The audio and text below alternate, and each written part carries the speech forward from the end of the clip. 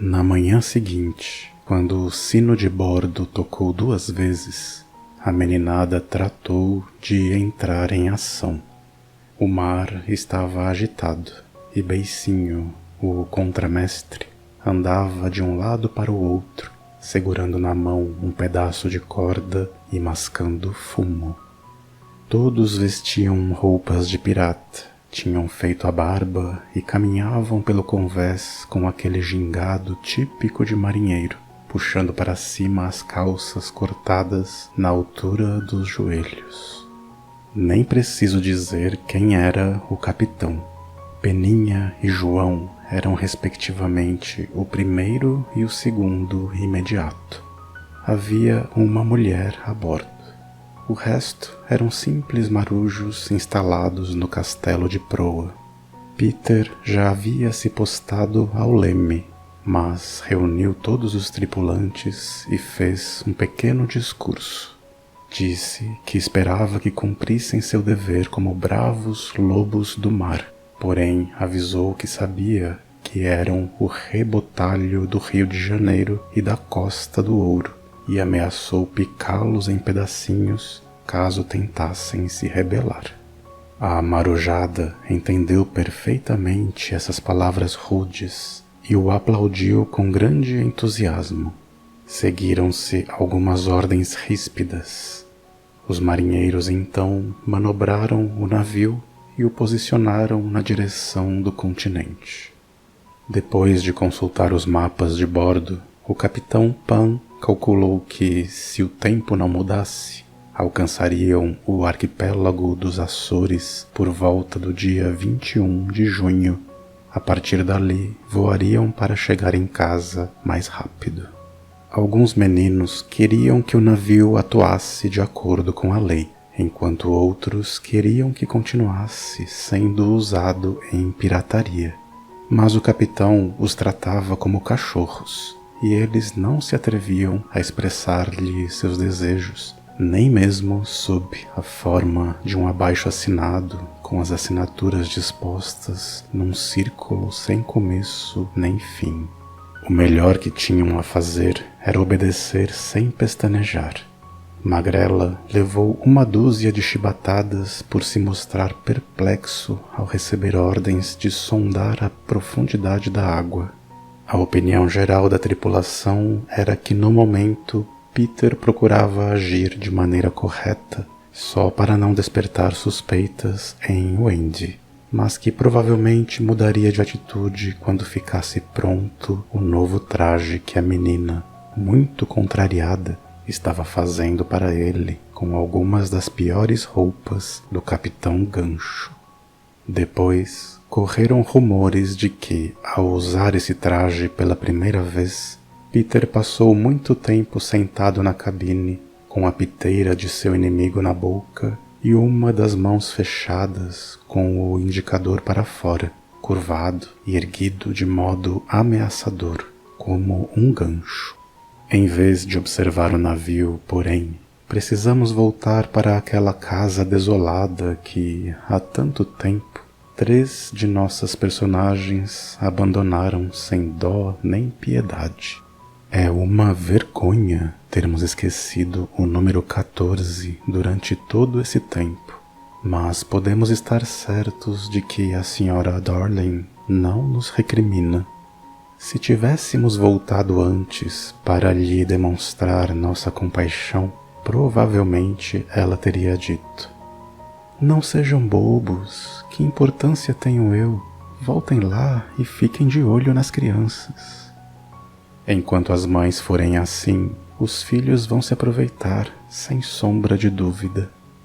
Mesmo agora, só vamos nos aventurar nesse quarto tão conhecido porque seus legítimos ocupantes estão a caminho de casa. Chegamos na frente deles apenas para ter certeza de que suas camas estão devidamente arrumadas e que o Sr. e a Sra. Darling não vão sair esta noite. Não passamos de simples servidores. Por que as camas deveriam estar devidamente arrumadas se aqueles ingratos as deixaram com tanta pressa? Não seria bem feito para eles se, ao voltar, descobrissem que seus pais foram passar o fim de semana no campo? Receberiam, assim, a lição de moral de que estão precisando desde o dia em que os conhecemos. Entretanto, se conduzíssemos a situação dessa forma, a senhora Darling nunca nos perdoaria. Há uma coisa que eu gostaria muito de fazer: contar a ela, do jeito dos escritores, que seus filhos estão voltando, que na verdade estarão aqui na quinta-feira da próxima semana. Isso estragaria completamente a surpresa que o Andy, João e Miguel tanto desejam. Eles a planejam lá no navio. A felicidade da mãe, o grito de alegria do pai, o pulo de Naná para ser a primeira a abraçá-los. Na verdade, porém, deviam era ter se preparado para levar uma boa surra. Como seria delicioso estragar tudo, anunciando sua chegada.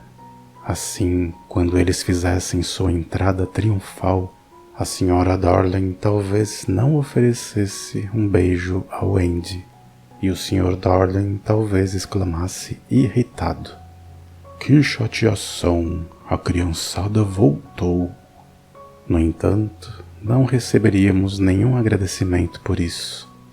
A essa altura, já estamos começando a conhecer a senhora Darling e podemos ter certeza de que ela nos repreenderia por privarmos as crianças de seu pequeno prazer.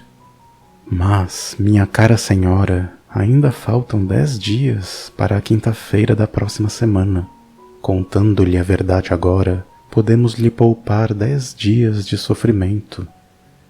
Sim, mas a que preço, privando os pobrezinhos de 10 minutos de alegria? Bem, se a senhora vê as coisas dessa forma... E de que outra forma poderia vê-las? Sabe, essa mulher não merece respeito. Minha intenção era dizer coisas maravilhosas sobre ela, mas agora eu a desprezo e não vou fazer nenhum elogio. Ela não precisa que ninguém lhe diga para arrumar tudo, pois já está tudo arrumado. Todas as camas estão feitas. Ela nunca sai de casa e, repare, a janela está aberta. Já que não temos serventia para ela, podemos voltar ao navio. Por outro lado, já que estamos aqui, podemos muito bem ficar e assistir de camarote. É só isso que somos, espectadores. Ninguém precisa realmente de nós. Vamos observar e dizer coisas irritantes, na esperança de que algumas magoem. A única modificação que notamos no quarto das crianças é que, entre as 9 da manhã e as 6 da tarde, a casinha de Naná não fica mais ali. Quando aqueles 3 ingratos partiram, o Sr. Darling se sentiu culpado de tudo, pois havia prendido Naná e, desde o começo, a cadela tinha sido muito mais esperta do que ele. Já vimos que o Sr. Darling era um homem muito simples. Na verdade, poderia passar por um menino se conseguisse se livrar da calvície. Mas possuía também um elevado senso de justiça e uma coragem de leão para fazer o que achava certo. E, tendo considerado o assunto com extremo cuidado, após a fuga dos filhos, passou a andar de 4 e se instalou na casinha de Naná. Sempre que a senhora Darling o convidava a sair dali, ele respondia com tristeza, porém decidido: "Não, querida, aqui é o meu lugar." Amargurado pelo remorso, jurou que só deixaria a casinha quando as crianças voltassem. Era uma pena, evidentemente, mas ele tinha de exagerar em tudo o que fazia, do contrário, acabava logo desistindo. E nunca existiu um homem mais humilde do que George Darling, antes tão orgulhoso, agora encolhido na casinha da cadela, conversando com a esposa sobre os filhos e seus hábitos cativantes. Muito comovente era sua consideração por Naná. Ele não a deixava entrar na casinha, mas, com relação ao resto, fazia todas as vontades da cadela. De manhã, a casinha, com o Sr. Darling dentro, era carregada até um táxi que a levava para o escritório. Às 6 da tarde, voltava para casa pelo mesmo processo. Se lembrarmos que esse homem era extremamente sensível à opinião dos vizinhos, poderemos avaliar a força de seu caráter, agora que cada um de seus movimentos chamava a atenção e surpreendia. No íntimo, ele devia estar sofrendo muito, mas por fora conservava a calma, até mesmo quando as crianças caçoavam da casinha, e sempre tirava o chapéu educadamente para qualquer senhora que espiasse lá dentro. Podia ser quixotesco, mas era magnífico. Logo, o significado de sua conduta veio à tona e o grande coração do público se comoveu. Multidões seguiam o táxi, aclamando-o com entusiasmo. Mocinhas encantadoras escalavam o carro para lhe pedir autógrafo. Entrevistas surgiam nos melhores jornais. A alta sociedade o convidava para jantar e acrescentava ao convite: "Por favor, venha na casinha de cachorro." Naquela inesquecível quinta-feira da semana seguinte, a Sra. Darling estava no quarto dos filhos, esperando o marido chegar. Sua tristeza estampava-se nos olhos. Agora que a observamos com atenção e lembramos que sua alegria de antigamente desapareceu com a perda de seus pimpolhos, acho que não serei capaz de dizer nada de desagradável a seu respeito. A coitada não tem culpa de amar tanto aquelas pestinhas. Olhe só para ela. Pegou no sono, sentada naquela poltrona. O canto da boca, a primeira coisa que a gente vê em seu rosto, praticamente murchou. A mão se agita sem descanso sobre o peito, como se o coração estivesse doendo. Há quem goste mais de Peter e quem goste mais de Wendy. Eu gosto mais da Sra. Darling. E se, para deixá-la feliz, cochichássemos em seu sono que os pirralhos estão voltando? Agora mesmo eles se encontram a 3 quilômetros da janela e vêm voando bem depressa. Mas tudo o que precisamos lhe dizer é que estão para chegar. Vamos lá. Foi uma pena ter dito isso, pois ela acordou, assustada, chamando pelos filhos. Mas não há ninguém no quarto, a não ser Naná. Ai, Naná, eu sonhei que os meus queridinhos tinham voltado. A cadela estava com os olhos cheios de lágrimas, porém tudo o que pôde fazer foi pousar a pata delicadamente no colo da dona, e assim as duas ficaram até a casinha chegar. Quando o Sr. Darling pôs a cabeça para fora, a fim de beijar a esposa, percebemos que seu rosto estava mais cansado do que antes, porém com uma expressão mais suave. Ele entregou seu chapéu a Lisa, que o pegou com desprezo, pois não tinha imaginação e era incapaz de compreender os motivos daquele homem. Lá fora, a multidão que havia acompanhado o táxi até em casa ainda o aclamava, e naturalmente o Sr. Darling estava comovido. "Escute só", ele disse, "é muito gratificante." "Um bando de moleques", Lisa comentou desdenhosa. "Hoje havia diversos adultos", o patrão lhe garantiu, enrubescendo ligeiramente. Entretanto, quando a empregada empinou o nariz, sempre com aquele ar de desprezo, ele não a repreendeu, O sucesso social não o tinha estragado. Ao contrário, tornara-o melhor. Durante algum tempo, ele ficou sentado na casinha, com uma parte do corpo para fora, conversando sobre isso com a esposa e segurando sua mão de um jeito tranquilizador. Ela disse então que esperava que o sucesso não lhe virasse a cabeça. Mas já fui muito fraco, ele suspirou. Santo Deus, como fui fraco. Jorge, você ainda está morrendo de remorso, não está? Ela perguntou timidamente. Como sempre, querida. Veja só o meu castigo. Morar numa casinha de cachorro. Mas é mesmo um castigo, Jorge? Tem certeza de que não está gostando disso? Meu amor. Naturalmente, a senhora Darling lhe implorou que a perdoasse. Depois, caindo de sono, ele se enrolou todo dentro da casinha. Por que você não toca alguma coisa no piano das crianças para eu dormir? Perguntou, acrescentando sem pensar, enquanto ela se dirigia ao quarto dos brinquedos. E, por favor, feche a janela. Estou sentindo uma corrente de ar. Jorge, nunca me peça para fazer isso. A janela precisa ficar sempre aberta para eles. Sempre, sempre.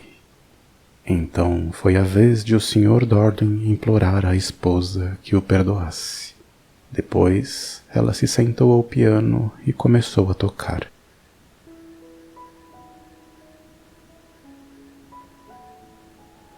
Dali a pouco, ele adormeceu, e enquanto dormia, Wendy, João e Miguel voaram para dentro do quarto. Oh, não! Escrevemos isso porque foi assim que eles planejaram sua volta antes de deixarmos o navio. Mas alguma coisa deve ter acontecido nesse meio tempo, pois não foram eles que entraram voando. Foram Peter e Sininho. As primeiras palavras de Peter esclarecem tudo. Rápido, Si! Ele cochichou. Feche a janela, coloque a tranca. Muito bem. Agora você e eu precisamos sair pela porta. E quando a Wendy chegar, vai pensar que a mãe dela trancou a janela e terá que voltar comigo. Agora eu entendo uma coisa que me intrigou desde o começo. Por que, quando liquidou os piratas, Peter não voltou para a ilha, confiando a Sininho a missão de conduzir as crianças até o continente? Ele pensou nisso o tempo todo, e agora, em vez de achar que agiu errado, dançou de alegria. Em seguida, deu uma espiada no quarto dos brinquedos para ver quem estava tocando piano. É a mãe da Wendy, sussurrou para Sininho. Ela é bonita, mas não tanto quanto a minha mãe. Tem a boca cheia de dedais, mas não tanto quanto a da minha mãe. Evidentemente, ele não sabia nada sobre sua mãe, porém às vezes dizia esse tipo de coisa só para se gabar. Peter não conhecia a música que era Lar Docilar, mas compreendeu que a letra só podia ser Volte, Wendy, Wendy, Wendy, e gritou exultante. A senhora nunca mais vai ver a Wendy, porque a janela está trancada. A música parou no mesmo instante, e ele deu outra espiada no quarto dos brinquedos. Constatou então que a senhora Darling tinha apoiado a cabeça no piano e que 2 lágrimas enchiam seus olhos. Ela quer que eu destranque a janela, o menino pensou, mas eu não vou destrancar, não vou mesmo. Deu mais uma espiada e as lágrimas ainda estavam lá, ou eram outras 2 que as tinham substituído. Ela gosta muito da Wendy, Peter falou para si mesmo. Agora estava furioso com a senhora Darling. Como é que aquela mulher não percebia que não podia ficar com o Andy? O motivo era muito simples. Eu também gosto dela, e nós dois não podemos ficar com ela, minha senhora. No entanto, a senhora não quis saber de seu motivo, e o menino ficou triste. Ele desviou o olhar, mas nem assim conseguiu ir embora. Saltitou de um lado para o outro e fez caretas engraçadas. Porém, quando parou, foi como se a senhora estivesse dentro dele, batendo. Tudo bem, Peter disse por fim, ofegante, e destrancou a janela. Venha-se, gritou, com um tremendo desdém pelas leis da natureza. Nós não precisamos de nenhuma mãe boba. E foi embora, voando. Assim, o Andy, João e Miguel acabaram encontrando a janela aberta, o que, evidentemente, era mais do que mereciam. Pousaram no chão, nem um pouco envergonhados do que tinham feito, e o caçula demonstrou que já havia se esquecido de sua própria casa. João, acho que eu já estive aqui, disse ele, olhando em torno, meio desconfiado. Claro que esteve, seu tonto. Olhe ali a sua velha cama. É mesmo, Miguel resmungou sem muita convicção.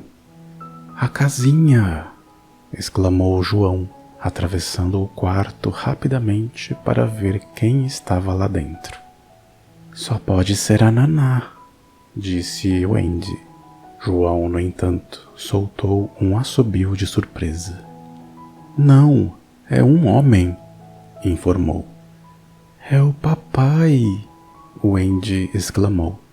Eu quero ver o papai, Miguel pediu ansioso e olhou demoradamente.